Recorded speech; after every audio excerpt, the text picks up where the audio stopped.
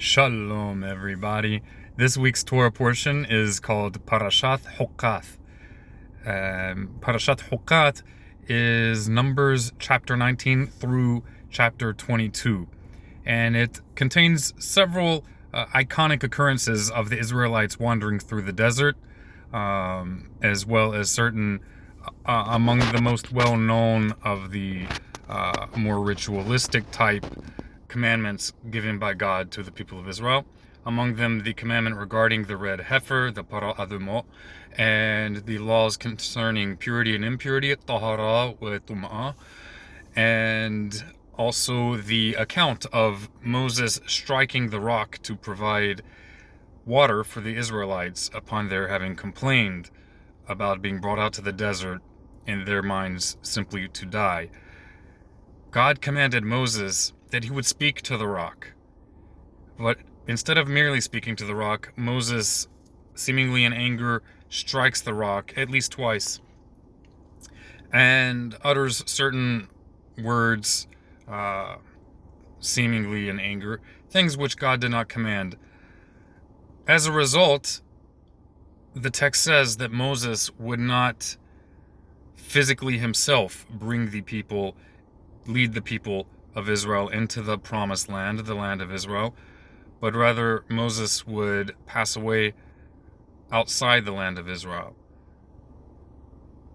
This, though a criticism of Moses, also is something which is exemplary of the Torah and the biblical tradition, the Bible itself,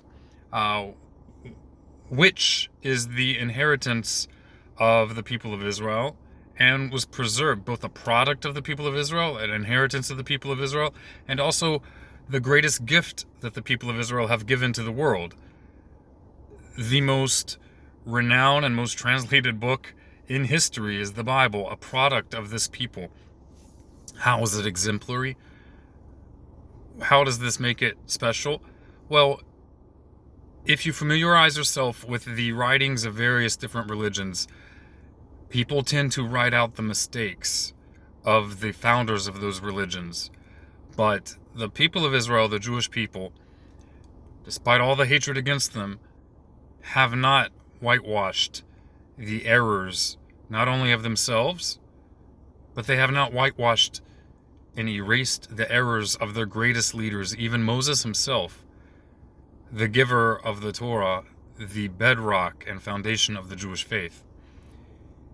It's only one of several examples throughout the Bible where the greatest and most esteemed leaders of the people of Israel are humanized,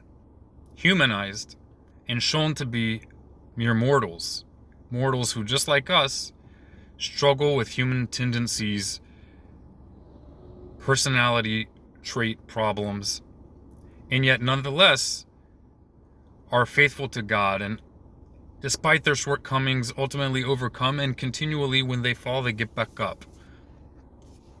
And that is also Moses, who in this week's Parashaat commits his greatest transgression, at least perhaps as one of his most famous transgressions. But also in this week's Parashaat, we find in chapter 19, verse 21, where the name of this Parashaat, this weekly Torah portion, is again mentioned, Huqath. It means statute of, and in chapter 19, verse 21, it is specified as a Huqath Ulam, an everlasting statute, an everlasting law, a law which is not canceled, does not become no longer applicable simply with the passage of time or upon the arrival of a Messiah. No, it is a Huqath Ulam, an everlasting statute. And this is a concept which is repeated again and again within the Torah, within the law of Moses, in the Bible. It couldn't be more clear. The only way this is not clear to establishment Christianity and the world in general outside the traditional Jewish world is simply twofold. One, most people who claim they love the Bible or believe in the Bible never actually take the time to carefully read it. Again, the concept that the Torah, the law of Moses, was not given as a temporary measure, but as an everlasting law. This isn't something that's written once or twice in some vague passages. This is a concept that is emphasized again and again and again, perhaps more than any other concept in the Torah, other than to be kind to the downtrodden and merciful to the unfortunate. It is a fundamental principle in the Bible.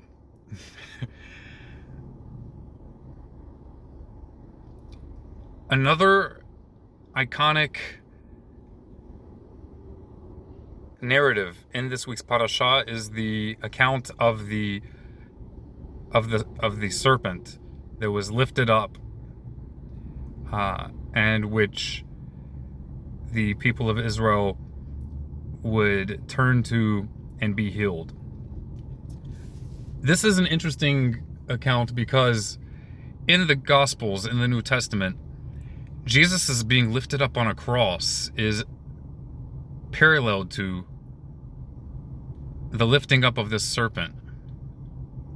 The same way that they would look up to that serpent lifted in the air and be healed, so also when they would look up at Jesus on the cross, they would be healed of their sins. But think about it. No one says that this serpent is God.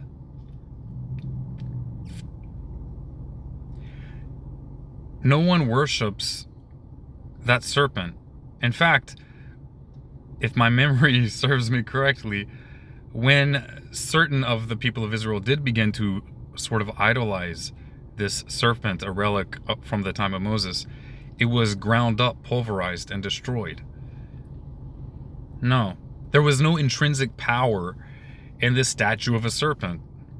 Just as there is no intrinsic power, some magical power in the cross that Jesus was hung on, nor, in similar vein, is there any magical power in the Ark of the Covenant or in any of the blood that was ever sacrificed in the temple. All these relics and all these rituals, they only have power in so much as they inspire our hearts to turn back to God. And when we turn back to God, then God forgives our sins. He draws near to us. The root word, the most common term used for sacrifice, korban, is from the Hebrew root that means to draw near. He draws near to us, and we draw near to him. This is the only power in all these rituals. The power is not in the ritual itself or in the act itself, but only in what that act facilitates. It doesn't magically facilitate, but it emotionally and psychologically and mentally facilitates, mentally aids us to turn back to God. That's the only power within it. But if we turn this snake into an idol unto itself, and we mistake it for the actual power of God or God himself, then we have canceled the very purpose of it, which is why it was ultimately pulverized. Also why the temple was eventually destroyed, because it was seen as an end unto itself. People cared more about the temple than about what the temple was supposed to teach. And this is also true with Jesus, who taught, when asked how to pray, say, "Our Father who art in heaven," and not, "O Jesus who is on a cross." So let this week's Torah portion be a reminder of us to turn back to God and to not turn his gifts to humanity into idols unto themselves.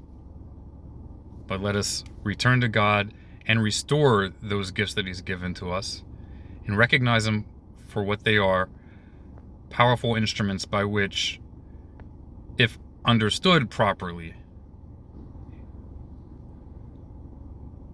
are gifts of God and instruments of his grace, but no power in and of themselves. All power belongs to the Lord. On that note, Shabbat Shalom, and May God grant you peace.